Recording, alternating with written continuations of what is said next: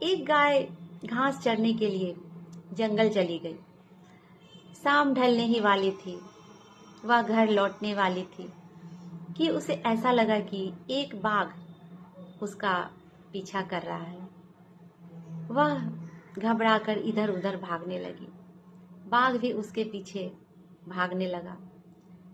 घबराती हुई गाय को आगे एक तालाब दिखाई पड़ा। गाय उसमें घुस गई। बाघ भी गाय का पीछा करते हुए उस तालाब में घुस गया। जाने पर पता चला कि वह तालाब ज्यादा गहरा नहीं था, पानी भी बहुत कम था, लेकिन वह कीचड़ से लबालब भरा हुआ था। गाय धीरे धीरे उसमें धंसने लगी। बाघ भी उस कीचड़ में धीरे धीरे धंसने लगा।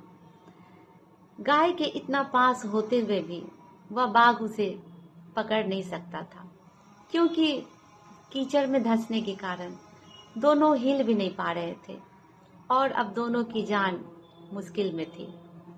थोड़े ही देर के बाद गाय ने उस बाघ से पूछा, तुम्हारा कोई गुरु या मालिक है?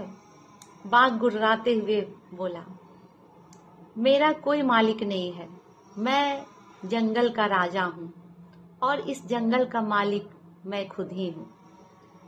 गाय बोली, तो तुम्हारा यह ताकत की यहाँ पर क्या उपयोगिता है? तुम तो अपने आप को बचा भी नहीं सकते। तो बाघ बोला कि जो हालत मेरी है वही तुम्हारी हालत है। तुम भी तो मेरी तरह इस कीचड़ में फंसी हुई हो और तुम अपने लिए क्या कर सकती हो?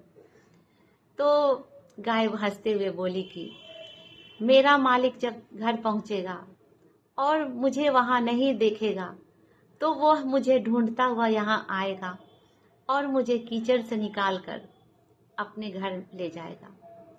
तुम्हारी रक्षा कौन करेगा? तुम्हें कौन ले जाएगा?